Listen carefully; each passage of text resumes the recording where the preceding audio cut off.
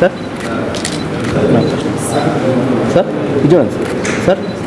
వేణుగోపాల్ అనే అతనికి మనీ ఇచ్చాను అని చెప్పాడు అనమాట. ట్రస్టెడ్ పర్సన్ అని అతనికి ఇచ్చాడు డబ్బులు, కొంచెం ఒక 50 lakhs వరకు ఇచ్చానని చెప్పాడు. దెన్ ఆ మనీ క్రికెట్ బెట్టింగ్లో పెడుతున్నట్టుగా ఆయనకి తెలిసింది. దెన్ వచ్చి మనకు పోలీస్కి ఇన్ఫార్మ్ చేశారు. ఆ ఇన్ఫర్మేషన్తో మనం వెళ్తే అతను బుచ్చిలో ప్రాపర్ బెట్టింగ్ సెంటర్ నడుపుతున్నట్టుగా మనకి తెలిసింది. అక్కడ అతని రూమ్ దగ్గరికి వెళ్ళినప్పుడు మనకి cash 34,65,800 rupees, then HP laptop ఒకటి, మొబైల్ ఫోన్స్ 13, ఎస్ఆర్ మానిటర్ ఒకటి, సామ్సంగ్ టీవీ ఒకటి, నైఫ్స్ కూడా దొరికినాయి అతని రూమ్లో. సో ఆర్మ్స్ యాక్ట్ కూడా మనం ఈ కేసులో ఇంక్లూడ్ చేయడం జరిగింది. అండ్ ఈ అక్యూజ్ ఎవరైతే ఉన్నారో వేణుగోపాల్, వెంకటరమణ, దెన్ మహేష్ అండ్ మణి, వీళ్ళు అందరు కలిసి క్రికెట్ బుకీస్గా యాక్ట్ చేస్తున్నట్టుగా తెలిసింది మనకి. వీళ్ళు రాధే ఎక్స్చేంజ్ యాప్లో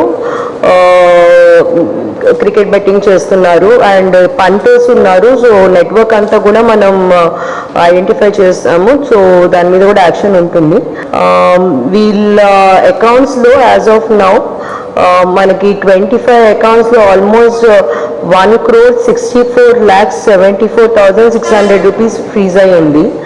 మొత్తం కలిపి ఈ కేసులో బ్యాంక్ అకౌంట్స్లో 1.65 crores వరకు, ప్లస్ క్యాష్లో 35 lakhs, మొత్తం ఒక 2 crores వరకు మనకి సీజర్స్ ప్రాపర్టీ వచ్చింది.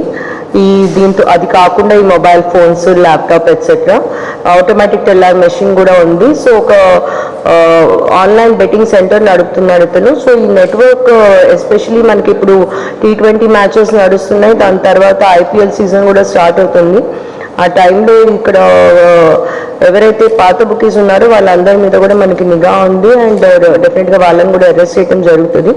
ప్రస్తుతానికి వీళ్ళల్లో ఇద్దరు మన కస్టడీలో ఉన్నారు, వాళ్ళకి రిమాండ్ కూడా ఇవ్వటం జరుగుతుంది.